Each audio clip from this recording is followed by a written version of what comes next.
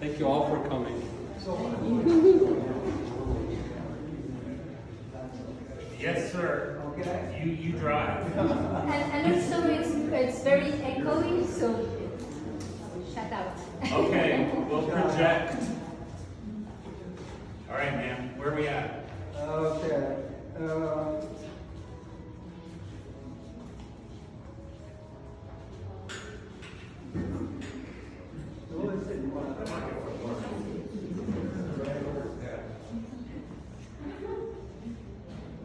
I have lots to say if you want me to launch. No, I'm ready. All right. I don't know when it was 10 years ago, at a very fancy dinner party. And I was seated to a woman that I didn't know at all. And I think she was a businesswoman into finance or something. But anyway, she asked me, when I said I'm a painter, she said, well, what are your paintings like? And I had an idea I was going to try on this new thing. Instead of talking about landscapes or portraits or any of the narrative subject matter, I said, my paintings are where the paint is the subject matter.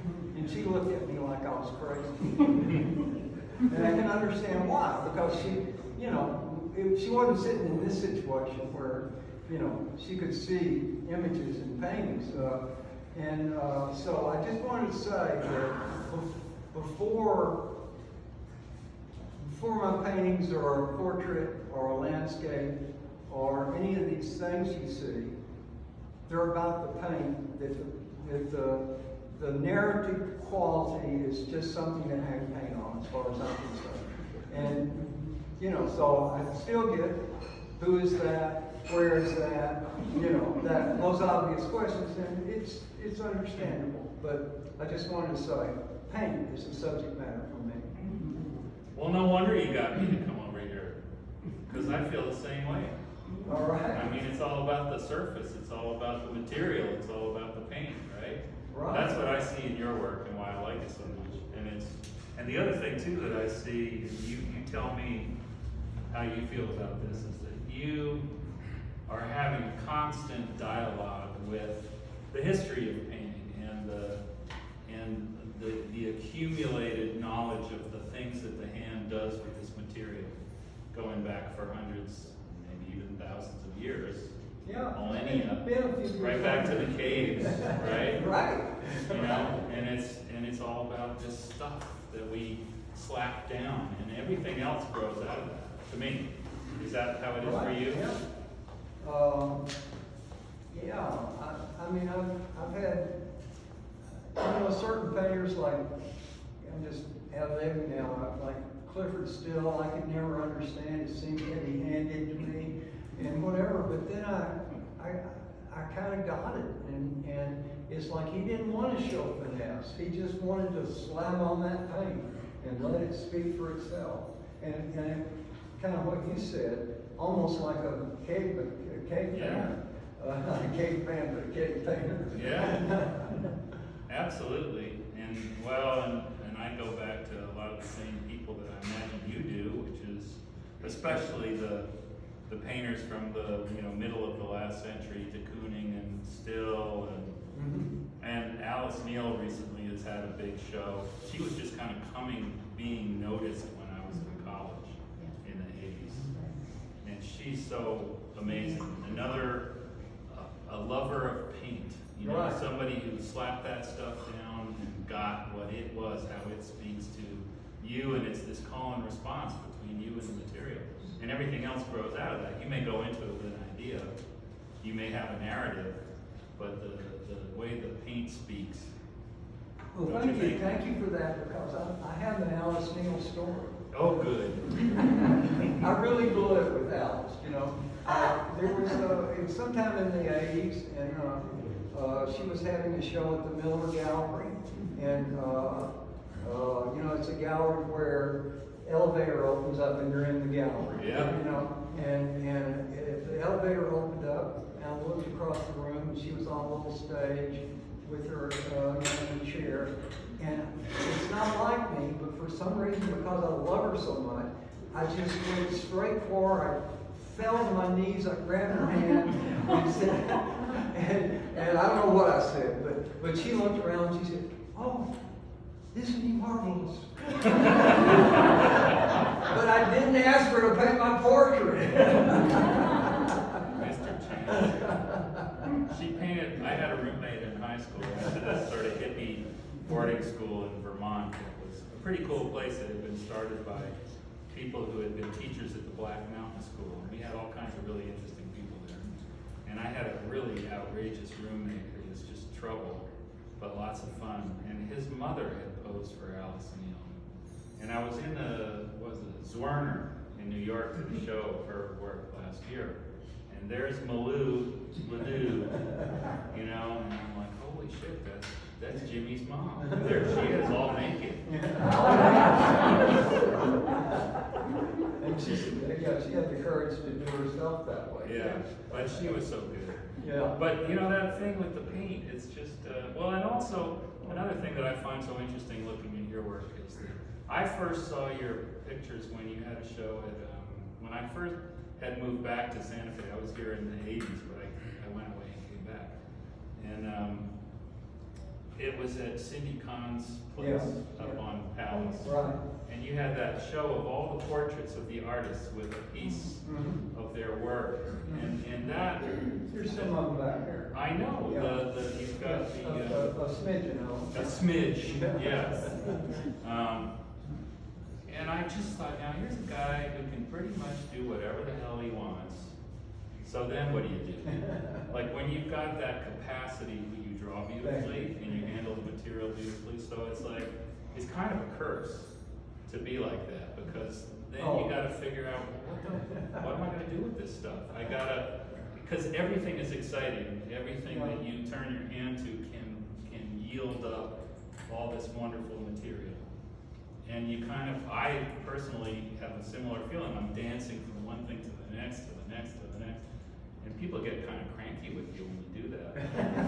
You know, it's like, why don't you just keep making those things? We sold a lot of those. You know? Right. I know I was telling, years ago, I was telling James Havard the story I started out with about trying to describe myself, the subject matter as pain. And he just looked at me and he said, "Yeah, this stuff is so beautiful." Yes. It's like, well, it's like food. You know? It's, a painter's like a cook. You know? A real painter's painter is like a chef. Because we traffic in this visceral, delectable material. And if you have a feeling for it, it's like cooking for people. You want to make something that tastes good, you know? Right. Or, which can be pretty disturbing, Yeah. or pretty, but it can have a big emotional response based on this material that we handle. Yeah, we can get into ugliness too. Ugly's good. I take ugly. I can do ugly. But I don't know. I keep saying, I've said to Patrick a couple times, that one right there, those flowers, is such a knockout. And I don't know why. It just is. It's like a really good dinner right there. I want to eat it. I had a friend that used to go into the RISD Museum. I went to the Rhode Island School of Design, and I had an older friend who was a painter, and she used to go in and lick the Van Goghs. When the guards weren't looking. Richie has a very beautiful, you probably know this, Van Gogh drawings of the bridge. Yes, they It's do. like, Yes, it's that bridge. the dude can really draw. He can draw. Yep. Well, tell everybody about the Van Gogh project, because that's such an interesting and complicated Well, thing. yeah, and it that's goes way why back. it's 1972 to this year, because that's a 1972 work of art. And it was the maquette, or the study for this huge billboard I painted in Arkansas, and for my commercial art client, a banker. And we put it up without any commercial message on a bridge on the bridge. It was on the bridge between Little Rock and North Little Rock. And then afterwards, Arts Center. They did telephone poles and the whole thing, moved the panels over there. And in the late 70s, I visited Amsterdam and I took this piece with me and in a portfolio. I went to the Van Gogh Museum, and I don't know what I said or how it happened, but all of a sudden I'm in the back room with the director and the curator, and they were saying, "Oh, we're really interested in interpretations, tangents on Benson's work." And I said, "Oh, I'm thrilled, you know," and said, "Can we keep it?" And I said, "Yeah, sure, that'd be great." And a couple of years later, it came back to me. I don't 1 or 2 years. Without comment, I don't think they ever showed it, you know. Not that I know of, they never, you know, but I was, you know, just because it resided for a while, that was good enough for me. Anyway, in my move with Deborah to New Mexico, I don't know, I could never find it. And I kept looking through flat files and stacks and stuff like that. And so in 2019, I did a survey show in Little Rock, and I had left behind a lot of work in my friend Sammy Peters' studio. He has an enormous old sign shop. It was a wreck, you know. But I found a lot of interesting things that I could put in the show. And then I picked up this package and I saw those those Dutch stamps. And I said, uh-oh. And it had ended up there? It ended up, I left it behind, you know, and so, amazingly, it was in really good shape. And this is the first time it's been framed, it's the first time it's been shown. That's a beautiful piece. So that's part of the title of Lost and Found. You know, a lot of people get lost just trying to come to a project. I got a great lost and found story, but I won't tell it now. You know, these things are just so. Well, I have to say something about the sculpture. You have one piece of sculpture in here, and it's the fellow in the boat over there. Right. And I only it took me a few times looking at the big circle thing to notice that the guy in the boat is over on the left side of the circle there too. But I really love your sculpture as well. You've got a great body of work there it communicates with the painting. They're of a piece. They're related to one another. I'm doing a book with a lot of different artists and Patrick is in it, but I put all his sculpture in and not his paintings. And Deborah's in it too. And Randy right there, he's in it as well. All kinds of people are in that book. But you know, they're talking to each other. I think a lot of artists, we're not satisfied to stay in one place. We're constantly moving around from one thing to another, and I like the dialogue between the different That's forms. what Zindra said about these 80s paintings, which that right there that you're just talking about. That in your gallery, my studio gallery, those were kind of across the room from each other. And they talk to each yeah, other. and that's anyway. Are there any questions? Is the big version of that somewhere in its permanent gallery? Yeah, it's in heaven. It's in heaven.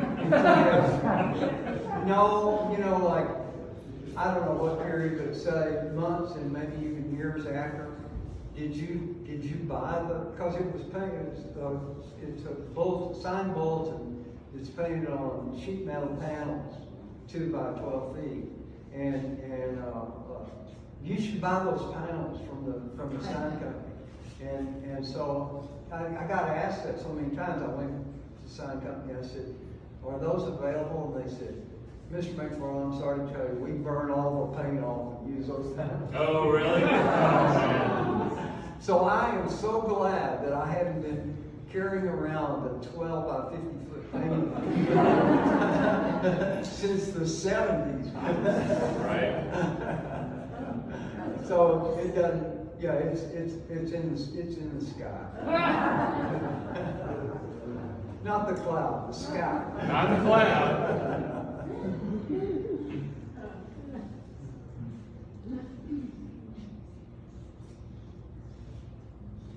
Anybody else got something pithy to say? Well, I will say that the two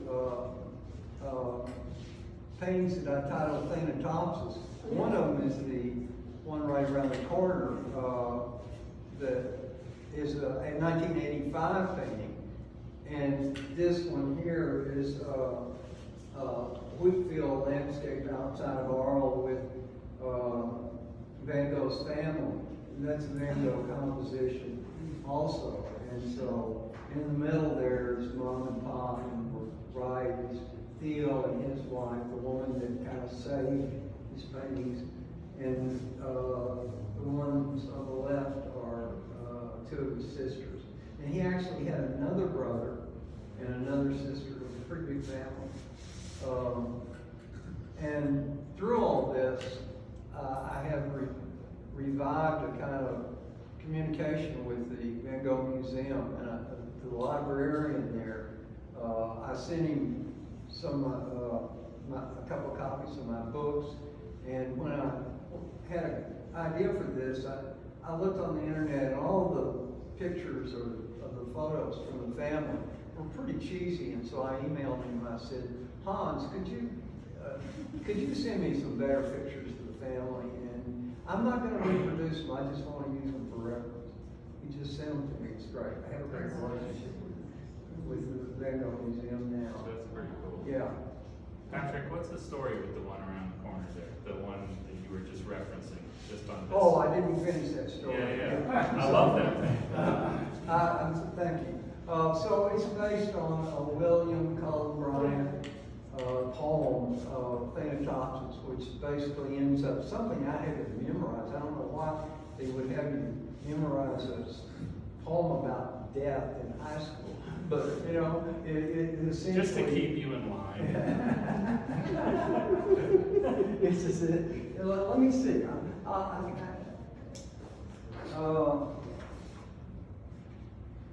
He writes, Go not like a quarry slave at night, scourged to his dungeon, but sustained and soothed by unfaltering trust. Approach thy grave like one who wraps the drapery of his couch about him and lies down to pleasant dreams. I guess that's the opposite of do not go gentle into that. Yeah, exactly. I have to do the Dylan Thomas version.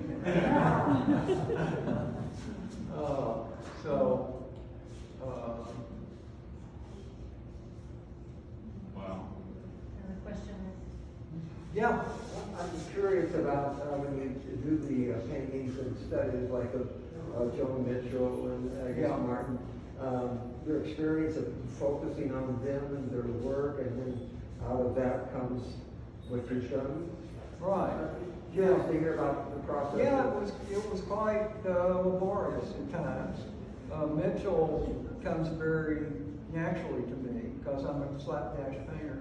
But you know, Agnes Martin doesn't. You know, and so you know, I kind of, you know, and even for Mitchell, you know, she's painting on this scale, Yeah. and there's drips. Well, how are you going to make a drip on something that's condensed? I like to call them condensed paintings to a 12 by 12 inch format. And so I had to, you know, I had to invent things.